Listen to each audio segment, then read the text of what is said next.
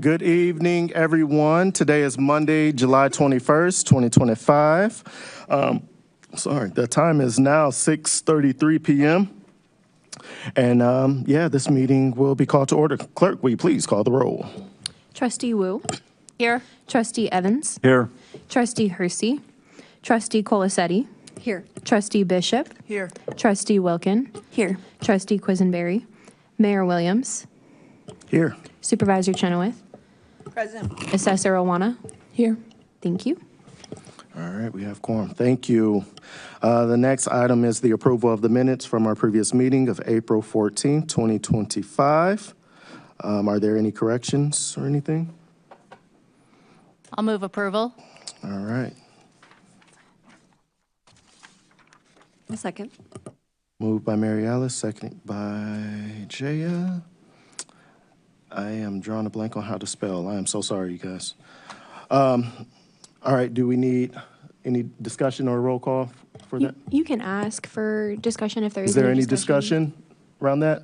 Seeing none, clerk, will you call the roll?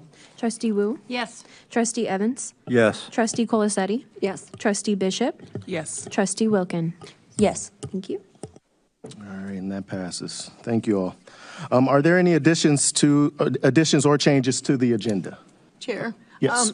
I put closed session on here, which I will always do if we're doing like a lease or anything on the agenda, so that you have the option of going into closed session. So you should look at the agenda and decide whether or not you want to keep that closed session. I don't want to take up your time to go upstairs if you don't have questions that you would like to discuss in closed session. I'm happy to do a closed session, but just as I will just do this as a matter of fact that gives you that option. Okay. Jaya? So just to clarify, the items that potentially could be discussed in closed sessions is it for item B? Yes. That would be in reference to? Okay, thank you. Yep. I don't have concerns about that, but thank you. All right. I think I would like to do closed session unless there's opposition, just to remind us where we're at with that. Okay. It's totally fine. All right. All right, seeing as though there are no changes, we'll proceed with the agenda as presented. Next, we have, the floor is now open for public participation. So if there are any members of the public, you would now come to the microphone, state your name, and you will have 5 minutes to speak.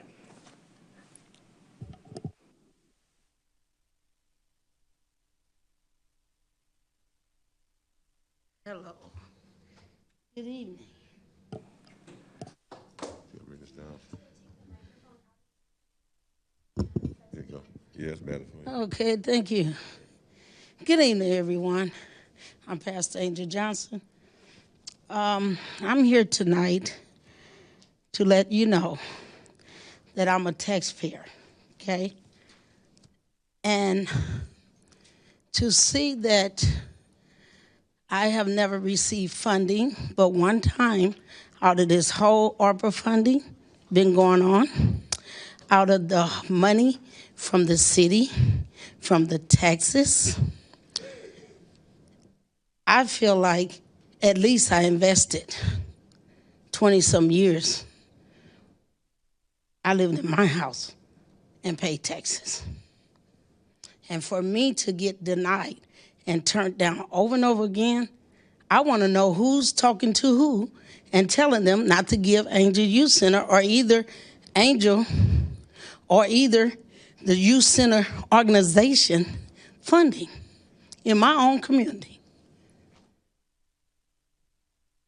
There's no way we receive $5,000 at the end of 24 to carry us over to $6,000 to carry us over to 2025, 2026, 2027, all this money that's been passed out. I know what time it is, and I know you can't do better. I just know we can do better together.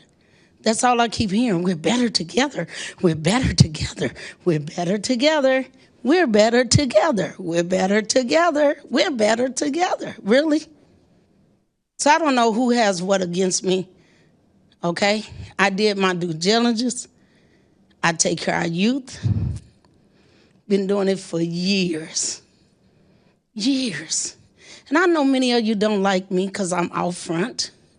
I speak up for myself, but guess what? I make good trouble. I never disrespect any of you, and I will not. I will not. I refuse. I refuse. So just for me, I'm asking City of Urbana, if you guys can tell us why we keep being denied. When we had a meeting, and we made a decision in this meeting with your board members. They promised us if we send something in and they want to deny us, guess what? We agreed that someone call and say, hey, do you have this? You're missing that. And at least give us a chance to submit it so that we can get a grant. But now you're real good at it. We just applied for this grant that's out right now. It should have been in your file, right? You should have seen that I applied for this grant. And we got denied again, right? But other people, not even from Urbana, got approved for a grant or gonna get approved. Make it make sense. I'm not asking y'all for what's yours. Guess what? I'm asking you for mine. You know why? I'm a taxpayer. Ha, right? Y'all know where I live at. Y'all know who I am. And y'all know the work that I do in this community and been doing it before COVID even started, before any ARPA funding came out. I invested in my community. You know why I invested? I invested because I believe in Urbana, diverse city. But I'm kind of wondering now, did I make the right decision? Am I in the right place? Can I invite other people to come and live in our community? Because the way that I was treated, I don't think so. Thank you.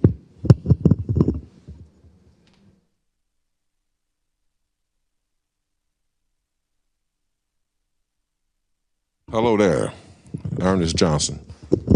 Yeah, it's been going on a long time about all this funding. We just it ain't right.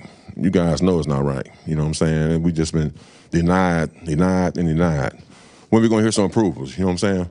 We do the work every year. We do work all the time. We all in the park. We work with the kids. You know, we trying to get them off the street.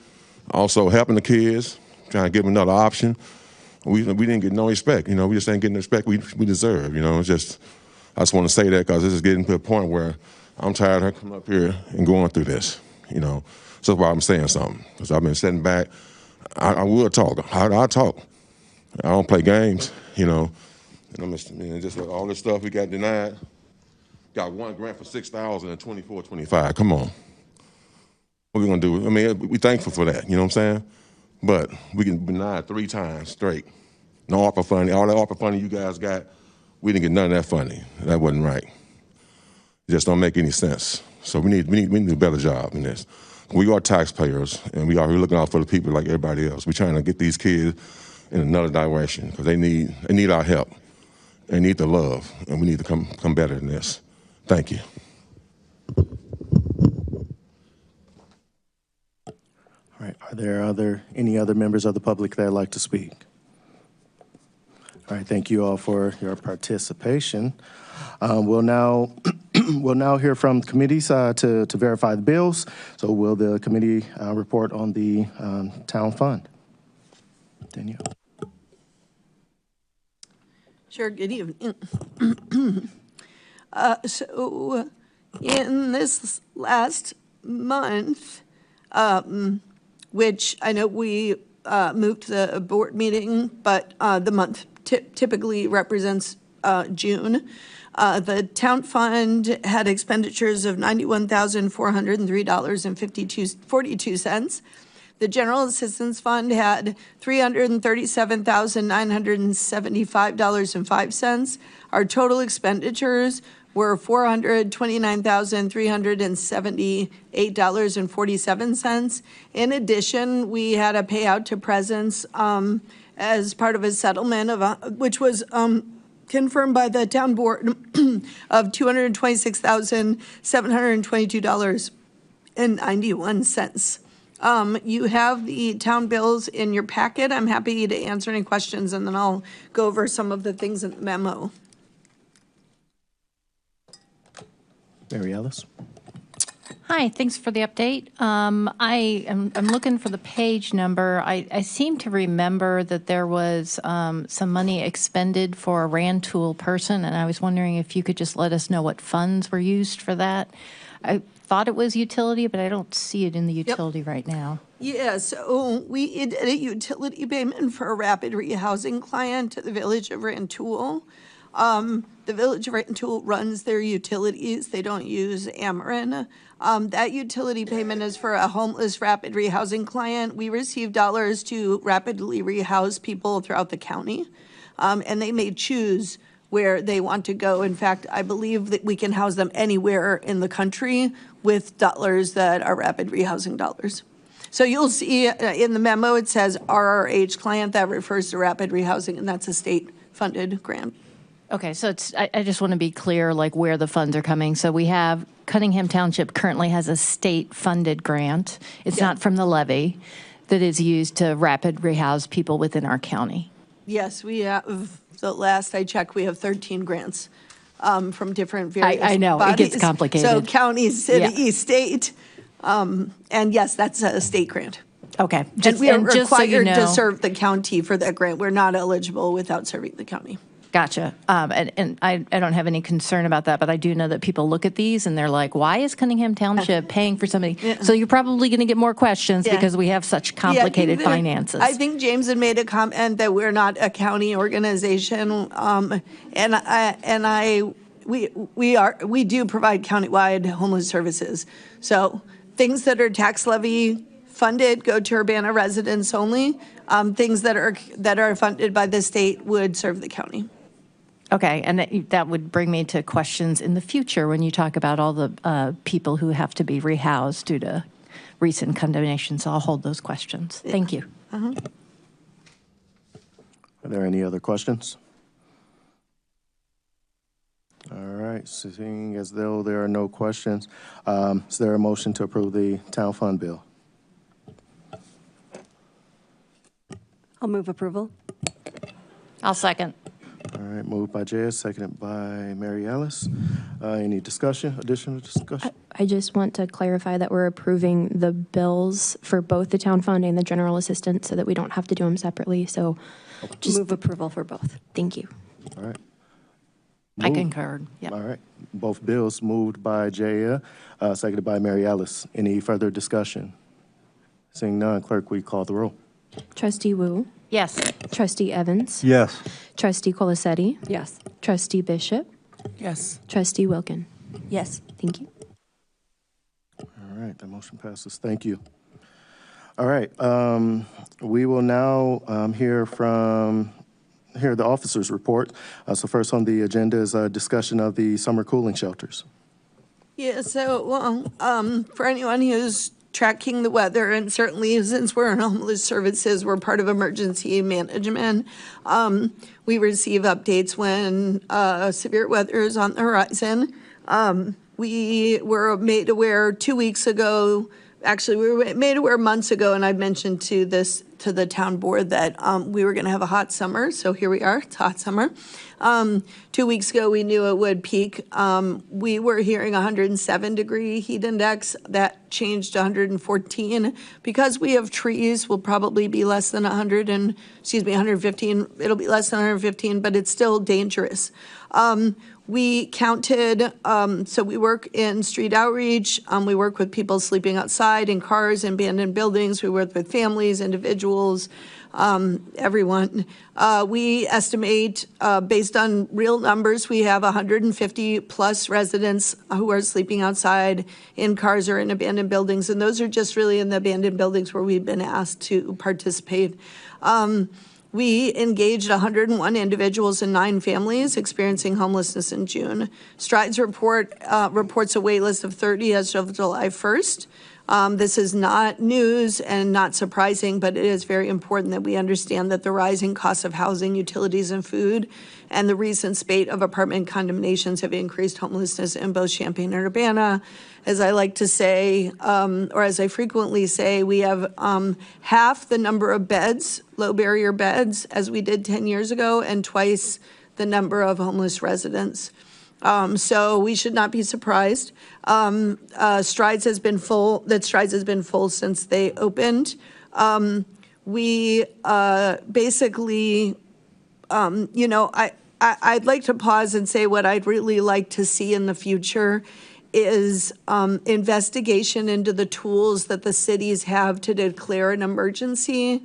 My understanding is that when the mayors declare an emergency, there is a plan that I have never seen before, but I would love to see it, where essentially Red Cross gets involved in emergency management. I've been told that certain things aren't emergencies. I just want to see it in writing. I just want to understand what is the written protocol for emergencies?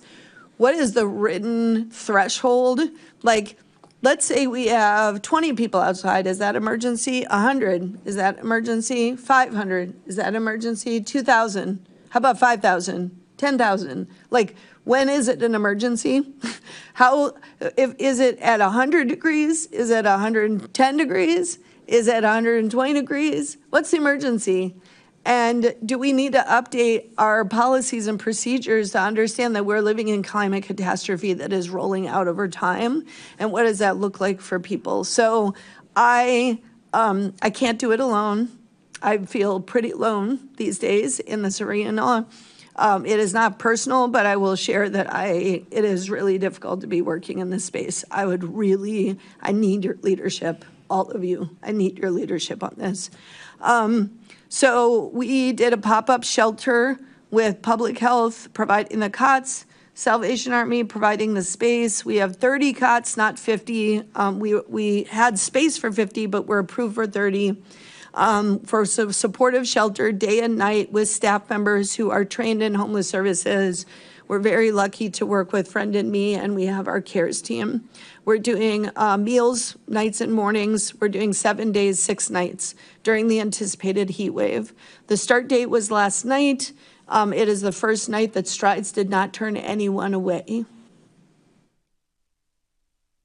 We got a very, very good deal on a bus from Carl Foundation Hospital. I purchased that bus on Friday. I detailed it. I had it at the DMV. I got it insured. It drove people on Sunday night. It's cool looking. I hope to show it to you soon. We also have a street outreach vehicle the city of Champaign purchased for us. We appreciate them. That pop-up shelter will end on Saturday because it's in a church. We do need spaces that aren't interrupted by Sunday. I understand the need, but we really need public spaces. We are staffing the open hours with the CARES team through an HHI grant. Thank you, City of Urbana. And through funding for contracted services through United Way and City of Champaign. The total cost for staff is very small. It'll be about $10,000 for the week, day and night.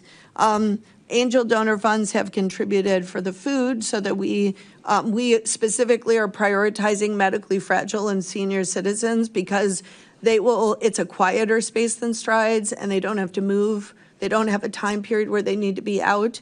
It's too hot to be outside. We do accept everyone, but Strides is helping us prioritize medically fragile folks. And so they have showers, et cetera. There is no drop-offs at Salvation Army. Please let the police department know that. Please let fire know that. They must be referred to Strides.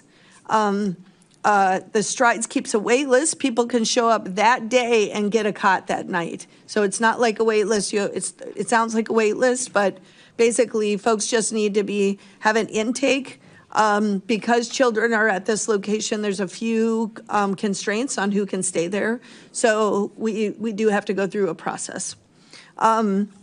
I have shared a list of cooling centers. For the first time in 3 administrations at the city of Urbana, the mayor has approved City Hall as a cooling station. Thank you very much. I really appreciate that. I've asked for it for literally 10 years. It means a lot. I saw that there's lovely cups outside. There's places for people to sit. I put a bunch of these next to there so folks know where they can go. But we do have a list of cooling centers. People can also look at our social media page, and this is on our front door at 205 West Green Street. We need every single public entity to be a cooling center based on behavior, not homeless status in this town during all open hours that they are staffed. That's what needs to happen. I cannot do it by myself. I need you to call other public entities. I need you to call the county. Brookings is not on this list. I need you to call City of Champaign. Champaign is not on this list. I need you to call MTD. MTD is not on this list. And they were called because we called to find out who is going to allow folks to get out of deadly heat that will kill them and move into cooling centers. This is not a time for people to quibble over whether or not they can handle the homeless. If somebody is a behavior issue, you call the police and they will escort people to a different location like Strides, right? So behavior-based, that's what we want to go to. There is a Bill of Rights at the state of Illinois for the homeless. You are not permitted to treat the homeless any differently than any other entity. I want to remind people that in Champaign County, we have one of the biggest racial disparities of homelessness in the entire state of Illinois. If you discriminate against the homeless, you are discriminating against Black and brown people, veterans, people with disabilities, and seniors. And they have special protection. I have been told by public entities that they do not have to follow that, and that they can eject people in the heat or the cold, and they have. So I am preaching at this point. People can donate food, laundry, or supplies through the Township Angel Fund. You can drop off water bottles, packaged snacks, and toiletries at our front door. If you see someone outside, please give them a bus token or $1 so they can get on the bus and get to a safe place. I'm happy to answer any questions about the cooling centers or the pop-up shelter. Are there any questions from the board? Chris? Yeah, thanks, Danielle, for the report and the preaching. So just to recap, the cooling center is going to be able to deal with 30 people, correct? Yes. And it's only open for 7 days or 10 days? 7 days, 6 nights. That's all we have funding for, and that's all we have space for. But I look forward to the day when we have a space we need an overflow shelter until we fix this problem. It's not out of reach. Okay. So, and then to recap again, just to emphasize this, you need all the county, the city of Urbana, city of Champaign to do what? Do the overflow shelter? Is that should be? First off, yeah. Every public entity, while they're staffed and have already paid our public dollars to be open, needs to allow people to come in and cool down and not eject them based on any time constraint or the appearance of homelessness, only based on behavior, which is dangerous to others or unacceptable for that space. For example, screaming at the library, probably going to get you kicked out. That's okay. We'll try to find a different, more suitable place for someone who might be having a mental health episode and needs support, right? But that's not what we have, because last winter, I circulated the document that United Way gave to me that said every public building is a warming space, and that is not true. Everyone has their own rules. Well, they can stay for an hour. Well, they can stay for 2 hours. Well, we don't really have the services for them. We can't really address their needs. All we're asking is that they be able to sit quietly by themselves, read a book, twiddle their thumbs, play Candy Crush, I don't care, but be safe in a cool space. And we don't have that. And honestly, it needs to be a state law, but please don't wait for me to make it a state law. I had to do that with source of income protection. It was hard. It took many years, right? So I'd prefer not. I prefer that Urbana really be the visionary and Champaign be the visionary that they say they are. Do you know where the people that were sleeping in the viaduct in Champaign, where they went? They were pushed to the front door of Strides. And Strides is now being blamed for not being able to handle all the people and mess outside. And there's no place, any other place for them to go. People are outside of Strides because they feel safe because there are cameras there. They felt safe. The viaduct was not safe, but they felt safer because people feel safer in numbers. And we've seen a long legacy with Safe Haven, with tent cities, with Pallet Palace, you may recall, places where homeless will gather and they'll create some level of temporary space for themselves.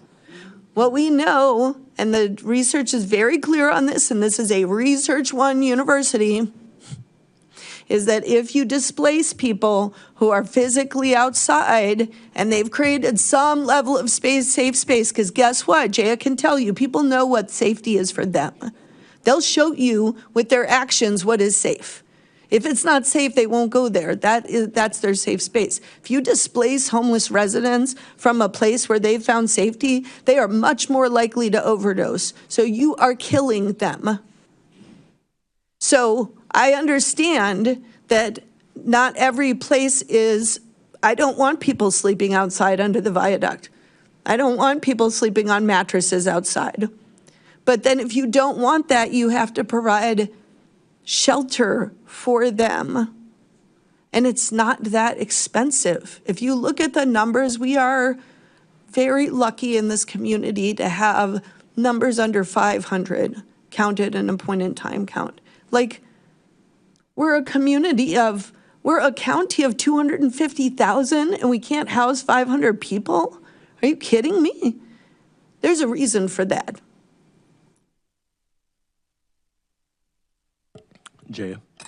I have two questions. Also, just want to say thank you for, I know it can feel lonely, but our community would be even worse off if it weren't for all the work you're putting into this. So thank you. Are the 30 beds anywhere near adequate to what is needed right now? That's my first question. I was hoping for 50. We were limited to 30 due to fire regulations and the space constraints. Julie Pride from Public Health and I literally, the way we handled this situation is we drove around all day together and knocked on doors until we found a place that would house, because I've been asking literally for months, where could we house people? And I had a lead and it disappeared out of the blue. And so we were scrambling in this situation. So I think for this week, I think we'll be fine. I think that we really need to look at, and I've asked for this data, and I will have it to you shortly because it comes from the continuum. I want to know bed capacity over 10 to 20 years, bed capacity. Now, some beds are missing, so we're having to fill in the folks who didn't participate in the homeless management system. So we're trying to get that. I also have a timeline of homelessness. I have a PhD student putting together, so putting that. And so eventually, I'd like to give you a real picture, given that our population has been pretty stable, what the picture looks like in terms of homeless bed capacity and homelessness over time. So I think that will help us plan. That's the minimum of what we need. I think that's what your administration, mayor, needs, is you need data to know how many people have been outside. We have a story in this community, which is if we build it, they will come, so let's just not build it. And that needs to stop. We need to look at the data. Like, we have no excuses, a community like ours, not being able to look at the data and the research and following best practices. My other question, I appreciate you raising that state expectation in terms of public entities. Does that apply to the University of Illinois? Yes, every public entity. We pay taxes to all of them. And frankly, I think it should also apply to people with groups with tax exemption. Sure. Churches do not pay, right? Carl and OSF do not pay taxes, except in very small portions of their parcels. Like, that you get tax exemption, so you should be a place that serves people, and you should serve them based on behavior. You have a lobby, put out a few chairs and let people sit and have a behavior-based approach. That's all, a behavior-based approach. If people are not causing trouble, don't bother them. Frankly, the Urbana police have been wonderful in this because they understand that if people are not causing a problem, they don't mess with them anymore. They used to, but they don't anymore. You know, they call our office, they work with us, and I've heard the police officers, the foot soldiers, talk about the moral injury of not having any place where they can take someone, you know. And so we need to think about public safety and first response totally differently. They are part of the team. Fire is part of the team, right? Township's a part of the team. We're all part of a team. We actually have to we are first responders, right? And so what does that look like? The police can't just be dispatched with no place to bring people to. So policing actually should be housing, right? Public safety is housing. And I'll send it out to the city council. Forbes put a piece out today that was research on the vast reduction in gun violence across the country and crime across the country, specifically looking at communities where it was dropped the most.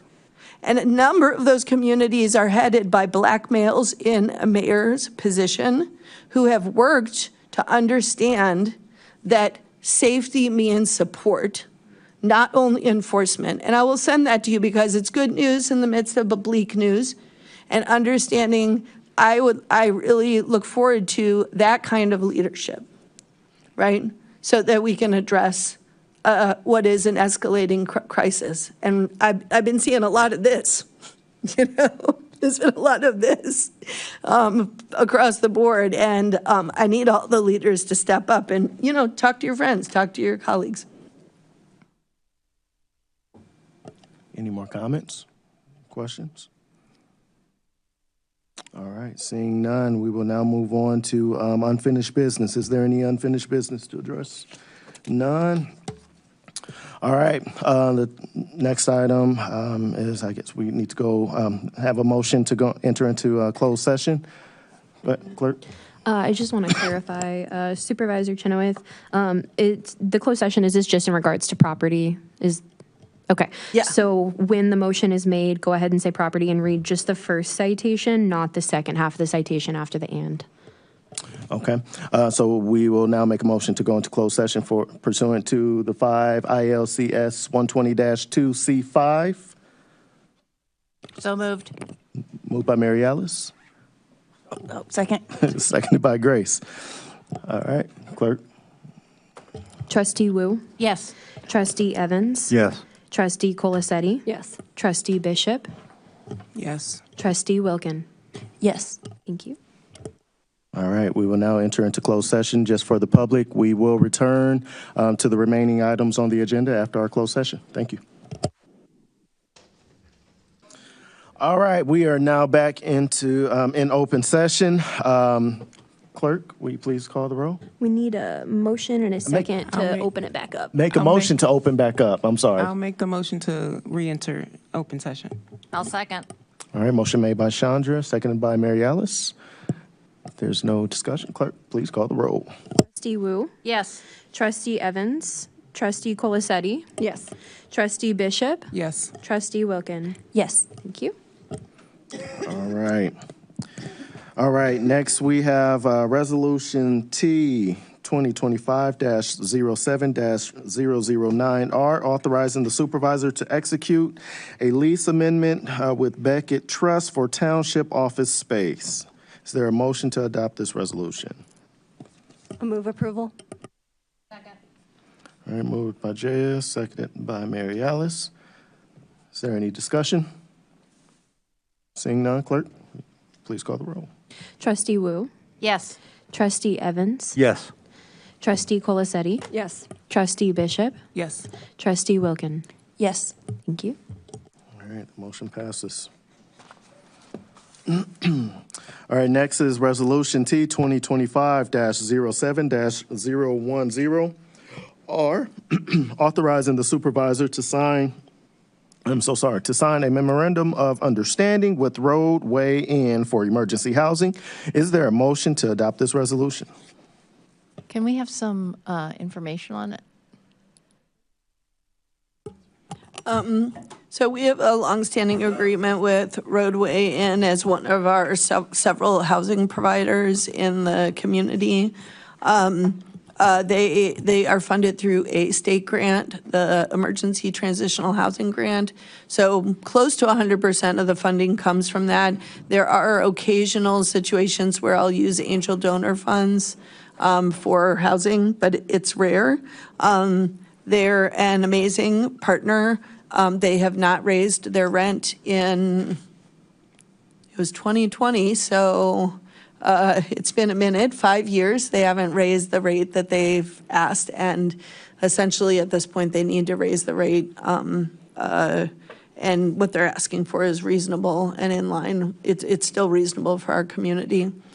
I will say that they used to charge us a significant rate on like weekends that were busy weekends, and they've eliminated that. We kind of negotiated a higher rate, but eliminating those loopholes.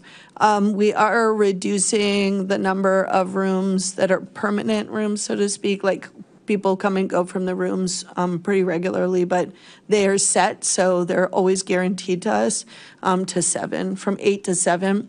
We still have a caseload of 8, but if they're banned from Roadway or if they have pet needs or other needs, we'll use other hotel providers. So, yeah, that's all. It's the exact same MOU with a slightly different rate. Grace? Thank you. I would make a motion.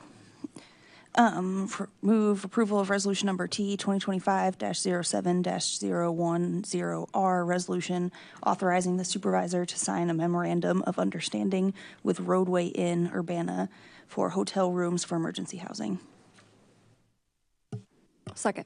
All right, motion made by Grace, seconded by Jaya. Any additional discussion? Seeing none, clerk, will you please call the roll? Trustee Wu, Yes. Trustee Evans, Yes. Trustee Colasetti, Yes. Trustee Bishop, Yes. Trustee Wilkin. Yes. Thank you. All right, that motion passes. All right, with no further business before this body, this meeting is adjourned. Next, we will have Committee of the Whole chaired by Ms. Jaya. Thank you all.